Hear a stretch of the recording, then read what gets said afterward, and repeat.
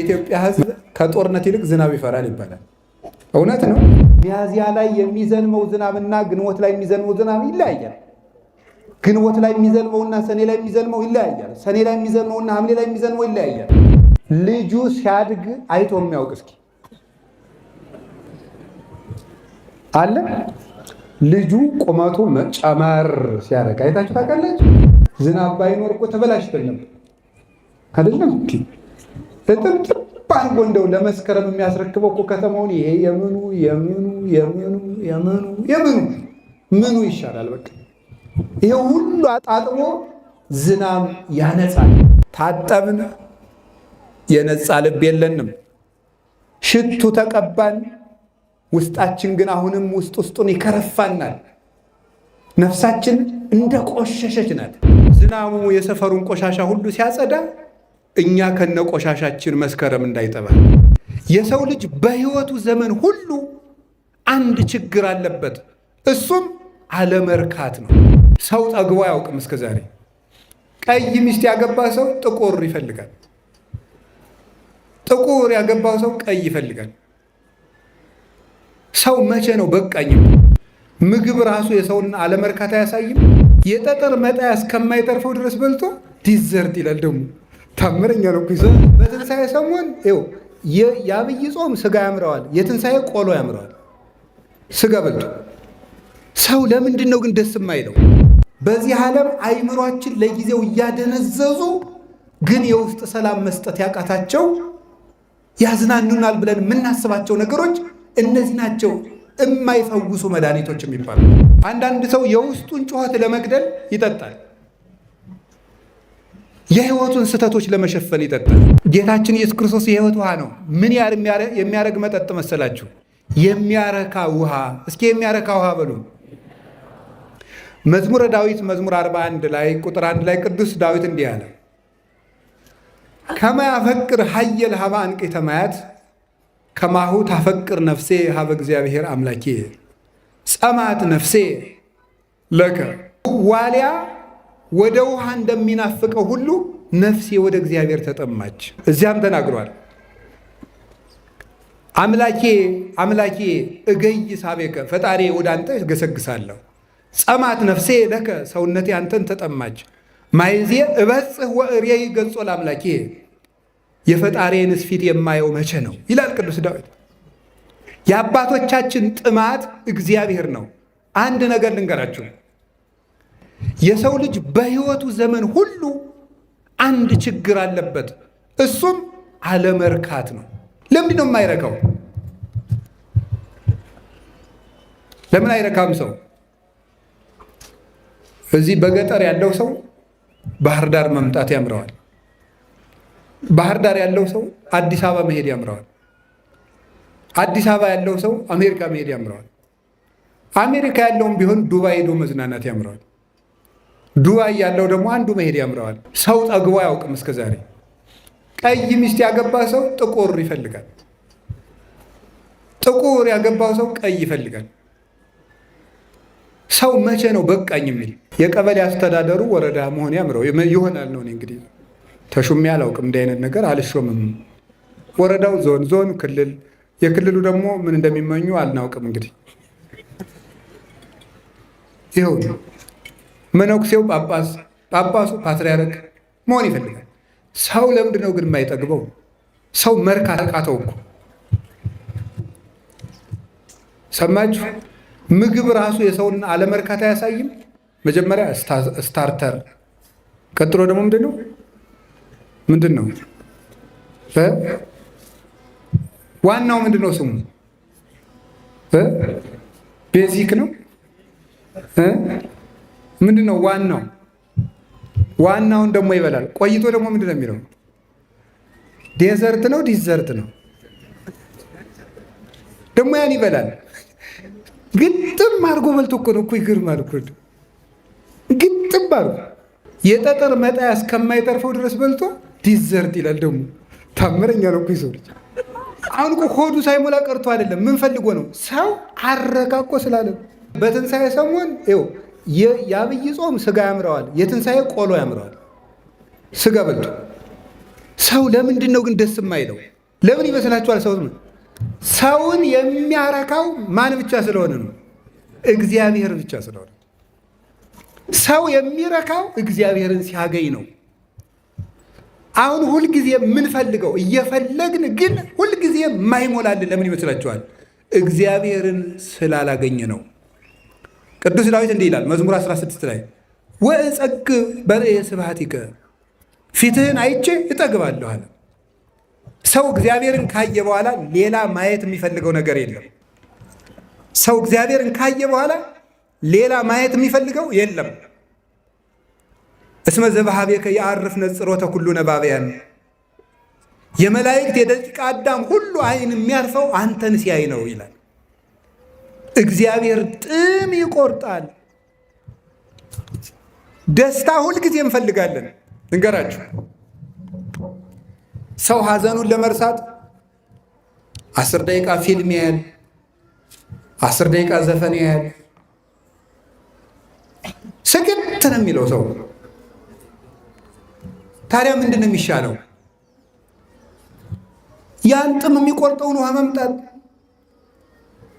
የዮሐንስ ወንጌል ምዕራፍ 4 ቁጥር 14 ላይ ምንድን ነው ያላት ለዛች ሴት? ከዚህ ውሃ የሚጠጣ መልሶ ይጠማል፣ እኔ ከምሰጠው ውሃ የሚጠጣ ግን መልሶ አይጠማም ማለት ነው። ያቺ ሴት የምትቀዳበት ጉድጓድ ማለት እኛ ዛሬ ደስታ የምንቀዳባቸው የዓለም ጉድጓዶች ናቸው። እነ ዘፈን እንደዚህ ያለው ነገር መዝናኛዎች ናቸው። ከዚህ ጉድጓድ የሚጠጣ ይጠማል። ጌታችን መድኃኒታችን ኢየሱስ ክርስቶስ የሚያድን ውሃ ነው። እስኪ የሚያድን ውሃ በሉ። ምን የሚያደርግ ውሃ? የሚያድን ውሃ ነው። የሚያድን ውሃ ማለት ምን ማለት ነው? ተጠጥቶ የሚያድን ነው። በዓለም ላይ ብዙ መጠጥ ተጠጣ፣ ከሞት ድነዋል ሰዎች እንዴ? በሽታ ተጨመረ እንጂ አላለ። ምን ማለቱ ነው? በዓለም የምናገኘው ደስታ ዛሬ ያስደስትህና ነገም እንድትደግመው ከነገ ወዲያም እንድትደግመው የዛሬ ላድርግና ይበቃኛል እያልክ ነገም እንድትቀጥል ያደርጋል። ሁልጊዜ የሚያስጠማ ውሃ ነው የዓለም ደስታ። በክርስቶስ መደሰት ግን አያስጠማም። ስለዚህ ጌታችን ኢየሱስ ክርስቶስ ጥም የሚቆርጥ ውሃ ነው። ሁሉን አድርጋችሁ ልባላችሁ አልሞላላችሁ ካለ ኑ ወደ ክርስቶስ፣ እሱ ጥም ይቆርጣል። በሕጉ እንኑር፣ በቤተ ክርስቲያኑ እንስገድ፣ እናስቀድስ፣ ሥጋው ደግሞ እንቀበል። እንደዚያ ከሆነ ጥማችን ይቆረጣል። በቃኝ እንላለን፣ እናርፋለን። ከቃሉ ጋር ናችሁ። እግዚአብሔር ከሁላችን ጋር ይሁን። እግዚአብሔር ከሁላችን ጋር ይሁን። ያቺ ሴት ነበረች ሉቃስ ወንጌል ምዕራፍ 7 ላይ ያለችው 12 ዓመት ደም ይፈሳታል። ከዛ ምንድነው የሚለው መጽሐፉ ግን ሉቃስ ወንጌል ምዕራፍ 8 ነው፣ ይቅርታ ቁጥር 43 ምንድነው የገጠማት ሴት? ከባለ መድኃኒቶች ሁሉ ከሰረች እንጂ ምን አላረገችም ይላል፣ አላተረፈችም ይላል።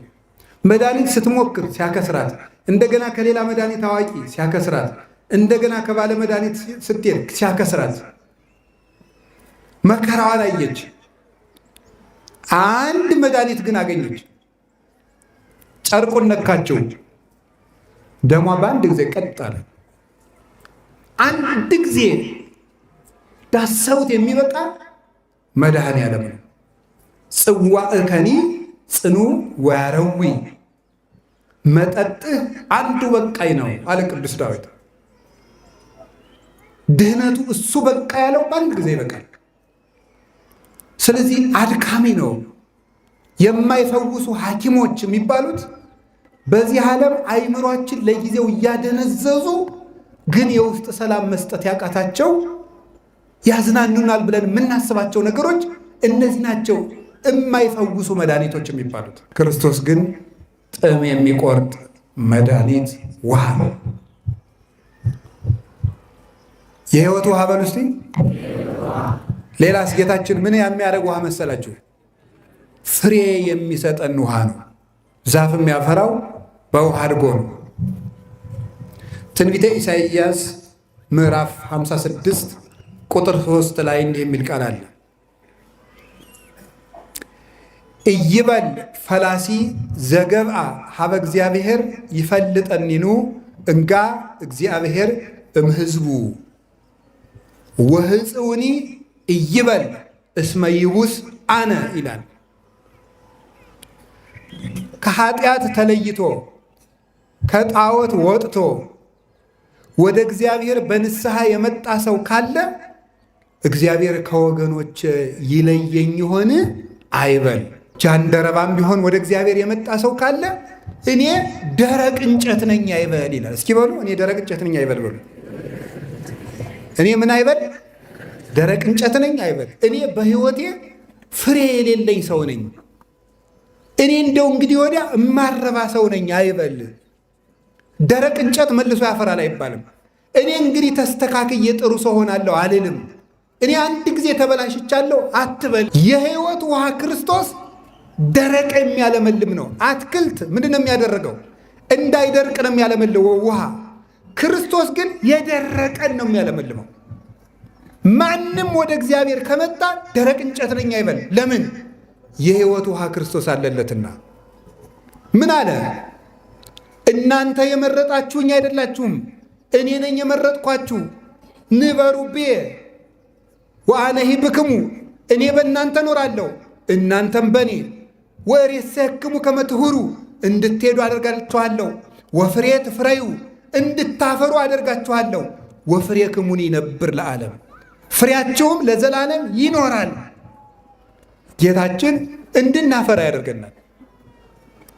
ከሃዲውን ጴጥሮስን ቤተ ክርስቲያንን እንዲያፈራ አድርጎታል። አላደረገው? አሳዳጁን ጳውሎስን እነ ጢሞቴዎስን እንዲያፈራ አድርጎታል። አመንዝራውን ሙሴ ጸሊምን ከዋክብት የሆኑ መነኮሳትን እንዲያፈራ አድርጎታል። መልሶ እግዚአብሔር እንድናፈራ ያደርገናል። ከክርስቶስ ውሃ ላይ ከበቀልን እናፈራለን። ፍሬው ደግሞ ምንድን ነው? ወፍሬሁኒ ዘመንፈስ ቅዱስ፣ የመንፈስ ቅዱስ ፍሬው ምንድን ነው አለ? ፍቅር። የመንፈስ ቅዱስ ፍሬው ምንድን ነው? ሰላም። የመንፈስ ቅዱስ ፍሬው ምንድን ነው?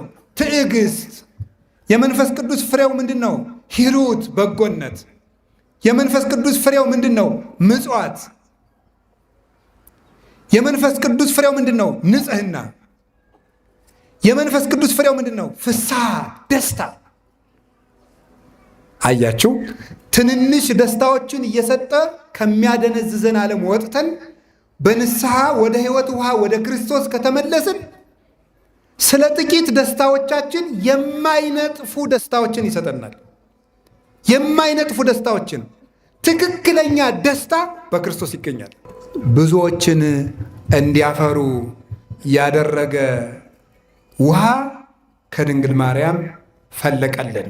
በደመ መስቀሉ ይቀድሰን፣ ይቅር ይበለን፣ ዕዳችን ይደምስስልን፣ ፍሬ ቢስ የሆነውን ለፍሬ ያብቃን፣ ውስጣችንን ያንጻልን። መጠጥ መልኩን እየቀየረ ስም እያወጣ መጣ አይደለም? ለብዙ መጠጥ ስም ወጣለት። ጠላ በጠርሙስ ታሽጎ ቢራ ተብሎ መጥቷል። መጠጥ ሁሉ መጣ፣ ሰው ሁሉ ጠጣ። ሞተ ወይስ ዳነ? እየሞተ ነው። አይምሮ እየደነዘዘ ነው። በሕይወቶች አንድ ሰውዬ ስፖርት የምታዘወትር ለምንድን ነው ብዬ ጠየቅኩት። ስፖርት ማቋረጥ አልፈልግም። ለምንድን ነው ስላል ሕሊናዬ በሕይወቴ ብዙ የተሳሳትኳቸው ስህተቶች አለዋል። ሕሊናዬ እንዲህ ማድረግ አልነበረብህም እያለ ሲጮህብኝ የውስጤን ጩኸት ለመግደል ስፖርት እሰራለዋል። የውስጤን ጩኸት ለመግደል።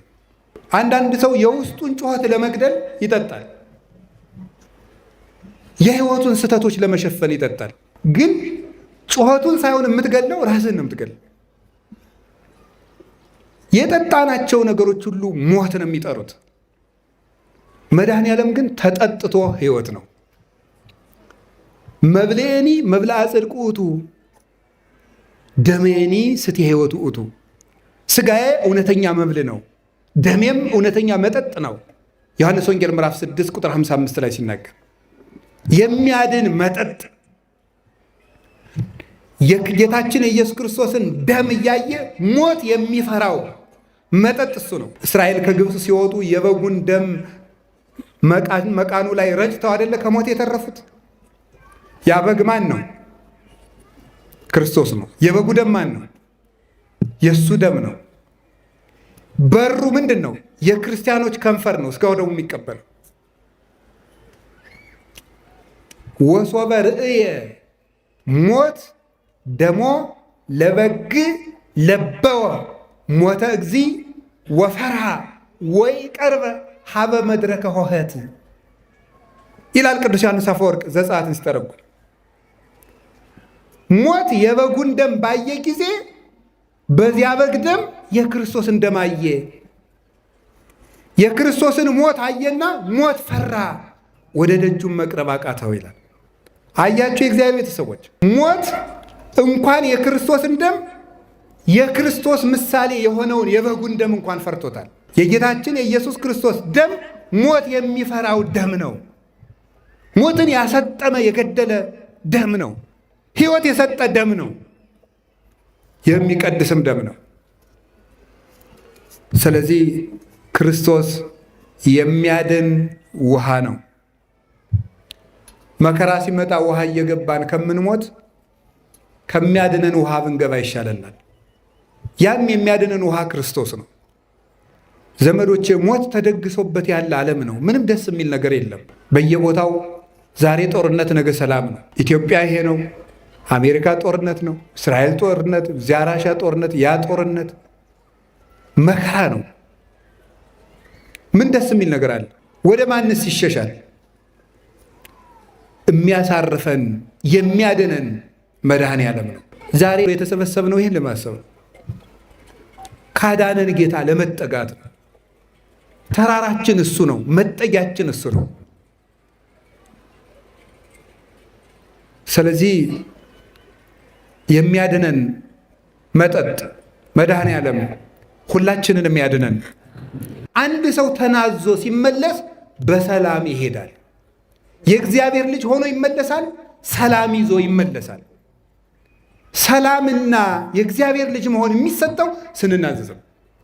አንዳንድ ሰዎች ከተማ ንስሐ ትገቡና ኃጢአቴ እንደው ከተማ ካለቄ ስለተናዘዝኩት ይቅር ያልተባልኩ መስሎኛል ብላችሁ እንደገና ገዳም ሄዳችሁ ትናዘዛላችሁ። ውሃ ውስጥ የተጣለ ደብዳቤ መልሶ አይነበብም። አንድ ጊዜ የተናዘዙት ኃጢአት ፈጽሞ አያስጠይቅም። ለምን? የሚደመሰሰው በጌታችን በመድኃኒታችን በኢየሱስ ክርስቶስ ውሃነት ስለሆነ። ስለዚህ ጌታችን ውሃ ነው። ምን ያደርግልናል? ዕዳችንን ይደመስስልናል። ሰይጣን ባላጋራችን ነው። ኃጢአታችን እየቆጠረ ይጽፋል። ክርስቶስ ደግሞ ውሃ ነው። አንድ ጊዜ ወስደን ደብዳቤያችን ስንወረውራት ደምስሶ ንጹሕ ሰውነታችን ይመልሳል። ኃጢአታችንን ሁሉ ይደምስስልን። የሕይወት ምንድን ነው? ተናገሩ እንጂ የሕይወት ምንድን ነው? የሕይወት ውሃ። ርዕሳችን ምንድን ነው? የዝናብ ድምፅ ምን አለ ነው? ተሰማ ነው። ቅዱስ ያሬድ ነው የተናገረው። ያሬድ ማለት መውረድ ማለት ነው የስሙ ትርጉም። ለዚህች ቤተ ክርስቲያን በሰማይ ያለ የመላእክት ስርዓት አላት። ቤተ ክርስቲያንስ ትትሜሰል በጽርሐ አርያም ዘላይሉ። ቤተ ክርስቲያን በሰማይ ያለችውን ጽርሐ አርያም ትመስላለች። ወቅድስት ድንግል በሰረገላ እሳት። እናታችን ቅድስት ድንግል ማርያም ወላዲት አምላክ እርሷ ደግሞ ኪሩቤል የሚሸከሙትን የእሳት ዙፋን ትመስላለች። በዚያ ላይ የሚገለጠው ንጉሠ ነገሥት ክርስቶስ ነው። እንደው ቅዱስ ያሬድ እኮ ይገርማል። ቤተ ክርስቲያንን ሲያሻው ሙሽራ ሲያሻው ሰማይ እያለ ይዘምርላታል። እና ወቅቱን ሁሉ እየከፈለ ተርጉሞታል። እና ከሰኔ 26 ጀምሮ በቅዱስ ያሬድ አከፋፈል ምን ገብቷል? ክረምት ገብቷል። ከመቼ ጀምሮ? ከሰኔ ነው። ከሰኔ 26 ጀምሮ ክረምት ገብቷል። እና ከሰኔ 26 ቀጥሎ ያለው እሁድ መዝሙሩ ደምፀ እገሪሁ ይባላል። የዝናብ ኮቲ ምን አለ? ተሰማ አለ ቅዱስ ያሬድ። ወቅቱን ዘምሮለታል። አሁን ቅዱስ ያሬድ የአምላክ ሥጋ በሚቆረስባት የስግው ቃል ደም በሚቀዳባት ቤተ ክርስቲያን ስለ ዝናብ ማውራቱ ቀልድ አይመስልም? ቀልድ አይመስልም። ለሞኝ ሰው ግን ይመስላል። ምንድን ነው እዚህ የዝናብ ኮቴ የተሰማ እግሩ ጣቱ የምትሉ ምንድን ነው ሊል ይችላል ጅል ሰው። ቅዱስ ጳውሎስ ምን አለ? ለሞኝ ሰው አለ ለስጋዊ ሰው መንፈሳዊ ነገር ሞኝነት ይመስለዋል አለ። ስለምንድን ነው ቅዱስ ያሬድ የሚያወራው? ዝናብ ሲመጣ እንደው ስለ ዝናብ ስታስቡ አሁን ወደፊት ዝናብ ሲመጣ ምን እንዲሰማችሁ ፈልጌ መሰላችሁ? ከዚህ በኋላ አንድ ነገር እንድታስቡ። ከዚህ በኋላ ዝናብ ሲመጣ ይሄ ህዝብ በሙሉ አንድ ነገር ነው የሚያስበው። እሱን እነግራቸዋለሁ። ምናልባት የኢትዮጵያ ህዝብ ከጦርነት ይልቅ ዝናብ ይፈራል ይባላል። እውነት ነው? እውነት ነው ማለት ሲተኮስ ያሮጠ ሰው ዝናብ ሲዘንብ ግን ወደ የቤቱ ይሮጣል። እና ዝናብ ምንድን ነው? ዝናብ ሲመጣ ምን ይዘላቸዋል? ዝናብ በጣም ድንቅ ስጦታ ነው። እግዚአብሔር እንዴት አድርጎ እንደሚያዘንበው ብታውቁት፣ እማምላክን እንዴት አድርጎ እንደሚያዘንበው። ዝናብ ባይኖር እኮ አሁን ዳቦ ቤት የለ፣ ሬስቶራንት የለ፣ ቁርስ ቤት የለ፣ ምግብ ቤት የለ፣ 5 ስታር ሆቴል የለ፣ ምናምን የለ፣ መሶብ የለ፣ ትሪ መግሸጥ የለ፣ ሳህን መሸጥ የለ፣ ከደንገን የእንጀራ መሶብ ሰርቶ መሸጥ የለ፣ ምን የለ፣ ምን የለ፣ ማስተርስ የለ፣ ፒኤችዲ የለ፣ ምን የለ፣ ምንም ምናምን ሚኒስተር የለ፣ ፕሬዚዳንት የለ፣ ጠቅላይ ሚኒስተር የለ፣ ምን የለ። ዝናብ ከሌለ ምንም የለም። ይሄ ሁሉ በእንጀራ ላይ ነው ጎበዝ። ይሄ ሁሉ አለው በማን ላይ ነው? በእንጀራ ላይ ነው። ይሄ ሁሉ መሟሟትስ ለምንድን ነው? ለመብላት። አሁን ዩኒቨርሲቲው ሰሞኑን ተማሪ ያስመርቃል ይባላል። የሚያስመርቀው ኢንጂነሪንግ፣ ዋተር ኢንጂነሪንግ፣ ምናምን ቋንቋ፣ ሳይኮሎጂ፣ አንትሮፖሎጂ፣ ፊሎሎጂ፣ ምን ሜዲሲን ምናምን እንደዚህ ማኔጅመንት ተባለ። እኩል ይሆናል። ሆድ ነው። ምንድን ነው? መብላት ነው እኮ። ሆድ ነው፣ ለሆድ ነው። ተመረክ ምን አልክ? እንትኑ ይሄ የምትመረቅበት በግራ ሆነ በቀኝ ሆነ በልተህ ለማደር ነው። ሌላ ምንም የለ። አንዱ ሰው አሜሪካ ሄደ፣ ካናዳ ሄደ፣ ሲንጋፖር ሄደ፣ ዱባይ ሄደ፣ እኩል ይሆናል። ምንድን ነው? ሆድ። ዝናብ በልተህ እንድታድር የሚያደርገህ ነው። ዝናብ እንዴት አድርጎ ነው እግዚአብሔር የሚያዘንበው? ስለዚህ እግዚአብሔር ዝናብ ሲመጣ እንዴት ደስ ሊለን ይገባል። እውነቴን ነው።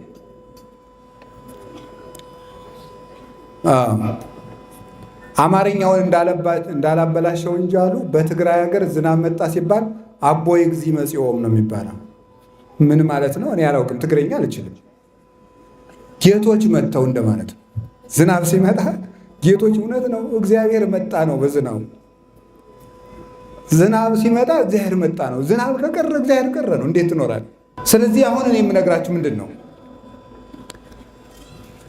ዝናቡን እግዚአብሔር እንዲህ አድርጎ ያዘንበዋል። እንዴት አድርጎ? በተነጊሜ ረቂቅ ዘአቅሮ ለማይ፣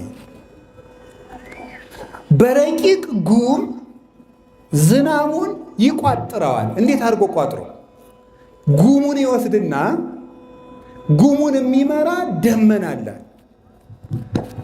ነፋሱን የሚመራ ደግሞ መልአክ አለ። ደመናውን የሚመራ መልአክ አለ። ነፋሱን የሚመራው መልአክ ነፋሱን ያንቀሳቅሳል። ደመናውን የሚመራው መልአክ ደመናውን ያንቀሳቅሳል። ይዘውት ወደ ውቅያኖስ ይሄዳሉ። ደመናው አይቀደድም።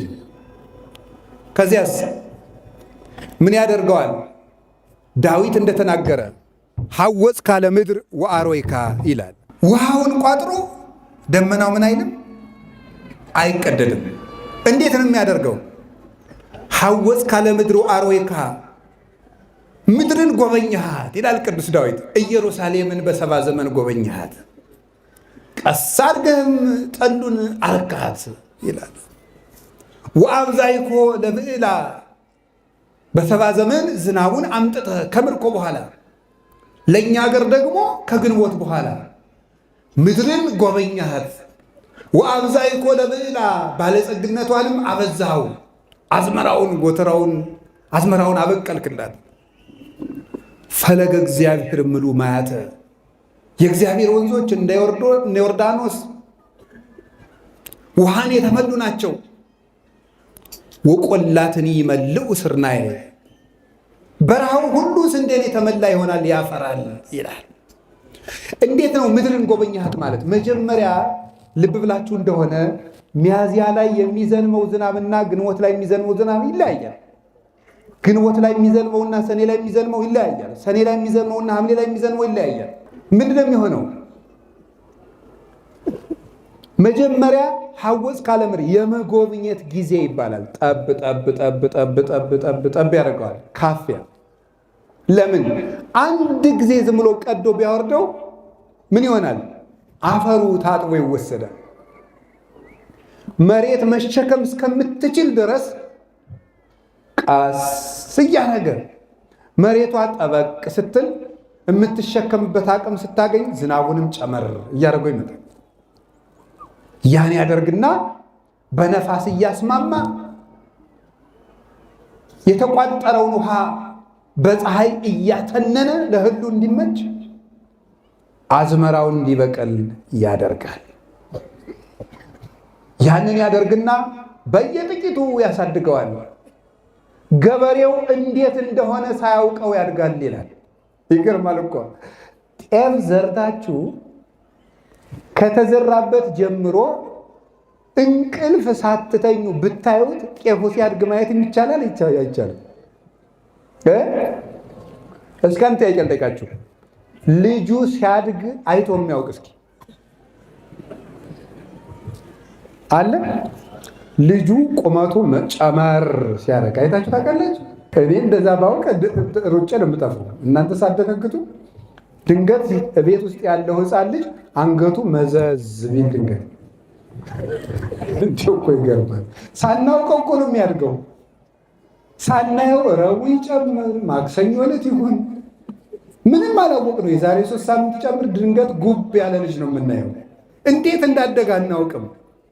ጸጋም እንዴት እንደሆነ አይታወቅም። አዝመራው እንዴት እንደሆነ ሳያውቅ እግዚአብሔር ያሳድገዋል። እርጥቡ ደመና የቀዳው ወደ ላይ ሲወጣ፣ ደረቁ ደመና ሊቀዳ ሲወርድ መንገድ ላይ ይገናኛሉ። እርጥቡ ደመናና ደረቁ ደመና ሲገናኙ ምን ይሆናል? መብረቅ ይወለዳል። ሲጋጩ መብረቁ ቦግ ሲል እምቡጥ የነበሩ እጽዋት ፍንድቅ ብለው አበባ ያብባሉ። ሰው ሲደነግጥ ዕቃውን እንደሚጥለው ነው መሰል። አበቦች የሚያብቡት በመብረቅ ነው። መብረቅ ጥቅም እንዳለው ታውቃላችሁ? አዝሪቱ አዝመራው የሚያብብ በመብረቅ ነው። የአርግ ደመናተ ማጽናፈ ምድር ደመናትን ከምድር ዳርቻ ከውቅያኖስ ያወጣል። ወያወጣውም ለነፋሳት መዛግብት ይሆኑ 12 የነፋስ መስኮቶች አሉ። 4ቱን ለምህረት እየቀሰቀሰ ያመጣቸዋል። ከዚያሳ በኋላ ምን ይሆናል? ዘይሁ መብረቀ ለጊዜ ዝናም ለዝናምም ጊዜ መብረቅን ይሰጣል። መብረቅ ስጦታ ነው። መብረቁን ያመጣል እግዚአብሔር። በመብረቁ እህሉን ያሳድጋል። አዝመራው ለምልሞ ሲያይ ገበሬው ይትፌስሑ ነዳያን፣ ነገ ገብሱ ይደርስልኛል። ዳቦ እየበላ ላደገ ልጅ ይሄው አይገባው የገበሬ መከራ። ቁጭ ብሎ ላደገ ምን ይገባዋል? ነገ ጎመኑ ይደርሳል፣ ነገ ገብሱ ይደርሳል፣ ነገ በቆሎ ይደርሳል እያለ ይትፌስሑ ድሆች ደስ ይላቸው። ወይ ጸግቡ ርሁባን የተራቡት ከብቱ ላሙ ደስ ይለዋል፣ ይመገባሉ። የደረቀው የበጎቹ የጥጆቹ ሰውነት ይለመልማል። ገበሬው ቅጠሉን እያየ ደስ ይለዋል። ዝናቡን ዝናብ እየመታው እየኮተኮተ ሲያስታቅፈው ቅጠሉ ጅርቅቅ ብሎ ሲያየው እንኳን ዝናቡ ሊያሰቅቀው ደስ ይለዋል።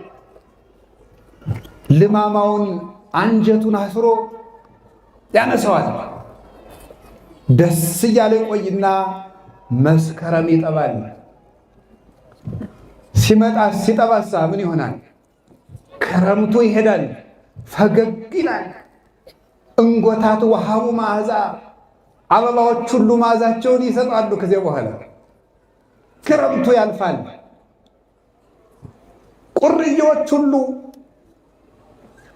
በየዋሻው የተደበቁት ወፎች ሁሉ ይጮሃሉ። ቆቁ ሁሉ ድምፅ ይሰማል። መስከረም ቃለ ማዕነቅ ተሰማ ያለው ነው ሰሎሞን። እሸቱ ይደርሳል። ጊዜ ገሚል በጽሐ እሸቱን ቆርጦ ይበላል እና ዝናብ እንኳን ደህና መጣ። አሚን አትሉ? ማን? ዝናብ እንኳን መጣ። ከተማው ሁሉ የሚነጻ በዝናብ ነው። እናቴ ዝናብ ባይኖር እኮ ተበላሽተን ነበር አይደለም? እጥብጥብ አድርጎ እንደው ለመስከረም የሚያስረክበው እኮ ከተማውን ይሄ ምኑ ይሻላል? በቃ ይሄ ሁሉ አጣጥሞ ዝናብ ያነጻል፣ ዝናብ ያረካል፣ ዝናብ ፍሬያማ ያደርጋል፣ ዝናብ በሽታን ያጠፋል፣ ጤና ይሰጣል። እናማ በዝናብ ዓይን ሁሉ ማረፊያ ያገኛል። ዝናብን የሰጠን ያከርበት በዓመት ወባረከ ዓመተ ጻድቃኑ በየዓመቱ እያከረመ ዝናብን የሚያመጣ የጻድቃኑን ዓመት የባረከ ዘሰራ ለሰብእ ሰንበትን ለረፍት የሰራ እግዚአብሔር ይክበር ይመስገን። እግዚአብሔር ይክበር ይመስገን።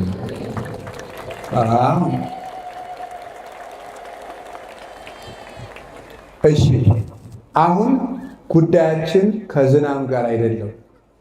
ቁም ነገራችን ሌላ ዝናብ አለ። ዝናብ ማን ይመስላችኋል? እርሱ ኢየሱስ ክርስቶስ ነው። ዝናብ የተባለ ክርስቶስ ነው። ተበብላችሁ ስሙ። የዝናብ ኮቴ ተሰማ ማለት የክርስቶስ ልደቱ በነቢያት ተነገረ። በነ ኢሳይያስ በነቢያት በእነሱ ተነገረ። መንፈስ ቅዱስ በመላባቸው እመጣለሁ፣ እወርዳለሁ፣ እወለዳለሁ እያለ ተናገረ። ቃል ወልድ ሆይ መጽአን ዘይቀንጽ ማእከለ አድባር ወያንበሰብስ በዲበ አውግር። ልጅ ወንድሜ ክርስቶስ ተራራ ከሜዳ ከፍ እንደሚል በቅድስናቸው ከፍ ባሉ በነቢያት ትከሻ እየተነገረ ፌቆን እየመሰለ ዋልያን እየመሰለ ሰውን ሊያድን እየቸኮለ በትንቢት ተራራ ላይ ክርስቶስ ወደዚህ ዓለም መጣ። ያንን ዝናብ የተሸከመችው ደመና እመቤታችን ቅድስት ድንግል ማርያም ናት። አንቲ ዘበአማን ደመና እንታስተርአይኪ ለነ ማየ ዝናብ፣ እውነተኛ የሕይወት ውሃን የተሸከምሽልን ነፋስ የማይበትንሽ እውነተኛይቱ ደመና ድንግል ማርያም ነሽ ይላል ቅዱስ ኤፍሬም። ያ ዝናብ ኢየሱስ ክርስቶስ ነው። ድንግል ማርያም እውነተኛይቱ የሐምሌ የነሐሴ ደመና ናት፣ ዙሮ የማይበተነው። ቅዱስ ያሬድ ደግሞ ሲናገር እራቁ ደመና ዘአልቦ ሙስና ይላል። ደረቅ ደመና ናት ድንግል ማርያም ይላል። ቅዱስ ኤፍሬም እርጥብ ደመና ናት አለ። ቅዱስ ያሬድ ደግሞ የለም ደረቁ ደመና ናት፣ ደረቅ ራቃ ደመና ያላትን ቅዱስ ቄርሎስ፣ ቅዱስ ያሬድ ደግሞ ራቁ ደመና አለ። ምን ማለት ነው? አይጋጭም እንዴ? አይጋጭም። ደረቅ ደመና እርጥብ ደመና የተባለች ድንግል ማርያም ናት። ደረቅ ደመና የተባለችው የወንድ ዘር ያላረፈባት እርግማን ያልወደቀባት ስለሆነች ደረቅ ደመና ትባላለች፣ ነውር የሌለባት። እርጥብ ደመና የምትባለው ደግሞ ዝናም ማየ ሕይወት የሕይወት ውሃ ክርስቶስን ለተጠሙ ነፍሳት ይዛ ስለመጣች ነው። ደረቁ ደመናና እርጥቡ ደመና ሲጋጭ መብረቅ እንደሚወለደው ደረቅ ደመናና እርጥብ ደመና ከምትባል ከመቤታችን ከቅድስት ድንግል ማርያም መብረቅ ኢየሱስ ክርስቶስ ተወለደ። መብረቅ ዳዊት መዝሙር 143 ላይ አብርቅ መባረቅቲከ እግዚኦ ወዝርወሙ ይላል። መብረቅህን ቦግ አድርገ ጠላቶችህን በትናቸው ይላል። መብረቅህን አብን ነው፣ ልጅህን ግለጠው። ቅዱስ ጳውሎስ ዕብራውያን ምዕራፍ 1 ቁጥር 3 ላይ ስለ ጌታችን ኢየሱስ ክርስቶስ ሲናገር ዘውእቱ ጸዳለ ስብሐቲሁ ይላል። እርሱ የክብሩ ጸዳል ነው፣ የአብ ብርሃን ነው ይላል። መብረቅ ክርስቶስን ወልድን ደግሞ አብርቅ መባርቅቲከ ሲለው ጌትነትህን ግለጥ፣ ዝርሆሙ ለጸላይትከ ጠላቶችን በትናቸው፣ አጋንንትን በትንሣኤ ብርሃን አጥፋቸው ማለቱ ነው።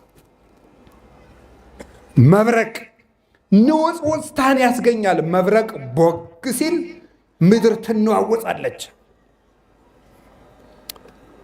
ወኮነ አብይ ድልቅልቅ ዘኢኮነ እምድኅረዝ ዘይኮነ እምቅድመዝ ወዘኢይከውን እምድኅረዝ ይላል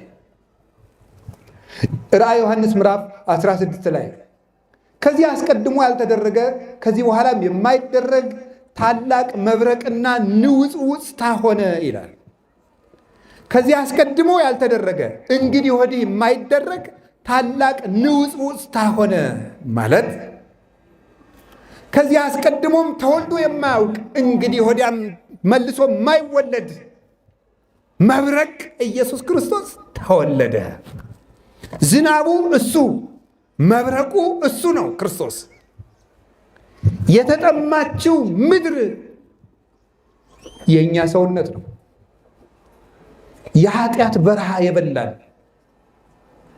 ሄኖክ ሲናገር ወናሁ ርኢኩ ቆላተ እሙቃተ እለይት ቃረባ በበይናቲሆሙ እርስ በርሳቸው የማይገናኙ በረሃዎችን አየው ይላል። የሁላችንም ሰውነት በረሃ ነው፣ የኃጢአት እሳት የሚነድበት። ከቃሉ ጋር ናችሁ። ዝናብ ክርስቶስ የዝሙት እሳት ላነደዳቸው፣ የሲኦል እሳት ላቃጠላቸው፣ የኃጢአት እሳት ለሚነድባቸው ሁሉ ሊያሳርፋቸው ኮቴው ተሰማ። ያ ዝናብ ከእመቤታችን ከቅድስት ድንግል ማርያም ተወለደ። ተወልዶስ በፈጣኒቱ ደመና ጀርባ ሆኖ ወደ ግብፅና ወደ ኢትዮጵያ ተሰደደ። ወናሁ ይወርድ እግዚእነ ተጽኖ ዲበ ደመና ቀሊል ውስተ ምድረ ግብፅ ወይወድቁ ምህራማተ ግብፅ ምህራማተ ግብፅ እነሆ እግዚአብሔር በፈጣን ደመና ተጭኖ ወደ ግብፅ ይወርዳል ይላል ትንቢተ ኢሳይያስ ምዕራፍ 19 ከቁጥር 1 ጀምሮ። እግዚአብሔር በፈጣን ደመና ተጭኖ ወደ ግብፅ ይወርዳል። ደመናሰ ቀሊል አንቲ ይላል አባ ጊዮርጊስ። ያቺ ፈጣን ደመና ቅድስት ድንግል ማርያም ናት። ዝናብ ክርስቶስን ይዛልን የመጣች ደመና። እመቤታችን ደመና ከሆነች ጌታችን ኢየሱስ ክርስቶስ ምን ይሆናል? የሕይወት ውሃ። እስኪ በሉ ሁላችሁ፣ ጌታችን ኢየሱስ ክርስቶስ ምንድን ነው? የምን? የሕይወት ውሃ። የሕይወት ውሃ የሚባለው ለምንድን ነው? እንዲህ አለ ራሱ ዮሐንስ ወንጌል ምዕራፍ 7 ቁጥር 38 ላይ እንዲህ አለ፣ ዘጸማ ይምፃ ወይስጠኝ፣ የተጠማ ሰው ካለ ወደ እኔ ይምጣ አለ። የተጠማ ሰው ካለ ወደ እኔ ይምጣ። በከመ ይቤ መጽሐፍ አፍላገ ማየ ሕይወት ይውህዝም ከርሱ። የተጠማ ካለ ይምጣና የሕይወት ውሃ ይጠጣ። ይሄንን ውሃ የጠጣ ሰው የሕይወት ውሃ ከሆዱ ይፈልቅለታል አለ። ጌታችን ኢየሱስ ክርስቶስ የሕይወት ውሃ ነኝ አለ። ስለዚህ ዝናብ ባልን ጊዜ የሕይወት ውሃ ክርስቶስን እናስባለን። ዝናብ በመጣ ቁጥር አሁን ሐምሌ ገብቷል። እስከ መስከረም 26 ዝናብ በመጣ ቁጥር፣ ሰማይ ባጉረመረመ ቁጥር፣ መብረቅ ብልጭ ባለ ቁጥር ክርስቶስን ስናስብ መክረም አለብን። ይሄ ዝናብ ጠብ ሲል መሬት ዝናብን ጠጥታ ጥሟ ለቀቃት። እኔ ጌታዬን ተመግቤ ጥም የሚቆረጥ መቼ ነው እያልን ማሰብ አለብን። የሕይወት ውሃ ነው ጌታችን ኢየሱስ ክርስቶስ። የሕይወት ውሃ ሆኖ ያደረገልንን ቢያንስ 5 ነገር ልንገራችሁና ትምህርት ልጨርስ። የሕይወት ውሃነቱ አንደኛው ጌታችን መድኃኒታችን ኢየሱስ ክርስቶስ የሚያነጻ ውሃ ነው። እስኪ ሁላችሁ በሉ፣ እንዴት ያለ ውሃ ነው? የሚያነጻ ውሃ። የሚያነጻ ውሃ ምንድን ነው? አሁን ምን ያደርግናል? ንጽህና በሉ። አንድ ነገር እስኪ ልንገራችሁ። የሰው ልጅ ደክሞት ሲታጠብ በርታ ይላል። እሱ ብቻ አይደለም፣ ተናዶ ሻወር ሲሄድ ሲወስድ ቀለል ይለዋል። ኃጢአት ሰርቶም ሻወር ሲወስድ ቀለል ይለዋል። ለምንድን ነው የሚመስላችሁ? የሰው ልጅ ቤቱ ተጠርጎ ተወልሎ ሲል ልቡ ፈከክ ይላል። ሰው ለንጽህና የተፈጠረ ነው። የሰው ልጅ ሰላሙ ንጽህና ነው። የሰው ልጅ ሁከት የሚመጣው ከጉድፈት ነው። የሰው ልጅ መከራ ከመተዳደፍ ይፈልቃል። የሰው ልጅ ሰላም ደግሞ ከንጽህና ይፈልቃል። ስለዚህ መጀመሪያ ከኔም ከራሴ ጀምሮ መጀመሪያ የእግዚአብሔር ቤተሰቦች መፈለግ ያለብን እንድንነጻ ነው። እንድንነጻ ያስፈልገናል። ሁላችንም አድፈናል። መንጻት አለብን። ወዝንቱ ውእቱ ፈቃዱ ለእግዚአብሔር ተቀድሶ ተክሙ ፊልጵስዩስ ምዕራፍ 4 ላይ ሲናገር እግዚአብሔር ከእናንተ የሚፈልገው ትልቁ ነገር ንጹሕ እንድትሆኑ ነው። አባት የወለደው ልጁን የሚፈልገው ትልቁ ነገር መልኩ እሱን መስሎ እንዲወለድ ነው። እግዚአብሔር መልኩ ንጹሕ ነው። እኛን በመልኩ ፈጥሮናል። አባታችንን እንድንመስል ይፈልጋል። የእግዚአብሔር ፈቃዱ ንጹሕ እንድትሆኑ ነው። ታጠብን፣ የነጻ ልብ የለንም። ሽቱ ተቀባን፣ ውስጣችን ግን አሁንም ውስጡን ይከረፋናል። ነፍሳችን እንደ ቆሸሸች ናት። እንኳንስ በመንፈሳዊነት ዲዮጋኔዎስ የተባለ ፈላስፋ አንድ በጣም ሽቱ ተቀብቶ በአቴና አደባባይ ሲዞር አይቶት ወዳጄ ሽቱ ተቀብተህ ትዞራለህ፣ የህሊናህን ክርፋት ግን ምን ትቀባዋለህ አለ። አይምሯችን ውስጥ ብዙ የሚከረፉ ነገሮች አሉ። ልባችን ውስጥ ብዙ የሚያስጸይፉ ነገሮች አሉ። እነዚያን ማን ነው የሚያነጻቸው? ውሃ በፍጹም። ሽቱ በፍጹም። አዲስ ልብስ መልበስ በፍጹም። ንጹሕ ቤት ውስጥ መቀመጥ በፍጹም። አዲስ አልጋ ማሰራት በፍጹም። ንጹሕ ከተማ ሄዶ መዝናናት በፍጹም። የሚያነጻን ምንድን ነው? ወክርስቶስ እሰ ዘመጻ ከወይኖ ሊቀ ካህናት ለንተ ትመጽእ ሰናይት በውስተ ትሄይስ ወተአቢ ደብተራ አኮ በደመ ላህም ወጠሊ ዘቧ አላ በደመ ዚአሁ ቧ ውስተ ቅድስት ዘላለም ወሶበ ደመ ላህም ወጠሊ ወእጎልተ ካይሴ ያነጽህ እምኃጢአት ወይቀድሶሙ ሥጋሆሙ ለለ ረክሱ እፎ እንከ ፈድፋደ ደሙ ለእግዚእነ ኢየሱስ ክርስቶስ ያነጽህ ህሊናነ እምግብር መውት ከመናምልኮ ለእግዚአብሔር ሕያው። ጌታችን ኢየሱስ ክርስቶስ ሊቀ ካህናት ሆኖ መምጣቱ ለምትመጣው ርስት ለመንግሥተ ሰማያት አስታራቂ ሆኖ ለወንጌል መምህር ሆኖ መምጣቱ የመጣው የሰው እጅ ወዳልሰራት መቅደስ የመጣው የፍየሎችንና የኮርማዎችን የላሞችን ደም ይዞ አይደለም። የገዛ ደሙን ይዞ አንድ ጊዜ የሰው እጅ ወዳልሰራት መቅደስ በአይሁድ ፈቃድ ወዳልተተከለች ወደ መስቀል ወደ እዝነ አብ ወደ መንጦላዕተ ብርሃን ገባ። እንግዲህ በብሉይ ኪዳን የነበረው የፍየሎች፣ የኮርማዎች፣ የበጎች፣ የጥጃዎች ደም ስጋቸውን የሚያነጻ ከሆነ የጌታችን የመድኃኒታችን የኢየሱስ ክርስቶስ ደምማ እንዴት አድርጎ ሕሊናችንን ያነጻው ይሆን ይላል ቅዱስ ጳውሎስ። እንዴት አድርጎ ሕሊናችን ያነጻው ይሆን? ምናችን ያለው ንገሩኝ እንጂ እንዳትረሱ ዘመዶች፣ እንዳትረሱ። ሁላችንም አሁን ንጹህ ለባብሰን አንዲት ጭቃ እንኳን ስንራመድ ሲረጭን ወይኔ ልብሴ ቆሸሸ፣ ወይኔ ወይኔ ወይኔ ወይኔ ወይኔ የምንለው። በጭቃ እግሩ ጨርቃችንን የነካ ሰው ካለ ደንባራ እያስተዋልጣት ሕሊናችንን ማን ያንጻው? እንግዲህ ዘመዶች ዝናቡ የሰፈሩን ቆሻሻ ሁሉ ሲያጸዳ እኛ ከነ ቆሻሻችን መስከረም እንዳይጠባ ሁላችንም ንስሐ እንግባ። እውነቴን ነው የምነግራችሁ፣ ከላይ እስከታች ሁላችንም ንስሐ እንግባ። ከነገ ሰኞ ጀምሮ ንስሐ እንግባ። እኔም ለራሴ እገባለሁ። እውነቴን ነው የምነግራችሁ። መድኃኔ ዓለም ደግሞ አንጽቶ የማይደፈርስ ውሃ ነው። ከአንድ ኩሬ 10 ሰው ቢታጠብበት ይደፈርሳል።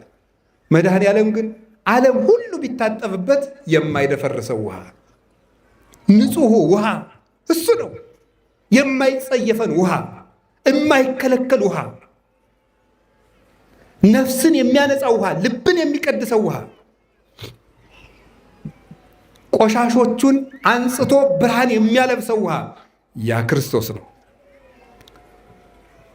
እግዚአብሔር በደሙ ይቀድሰን ሲናገር በዮሐንስ መልእክት ላይ እንዲህ ይላል፣ ወደሙ ለእግዚእነ ኢየሱስ ክርስቶስ ያነጽሐነ እምኩሉ ኃጣውኢነ።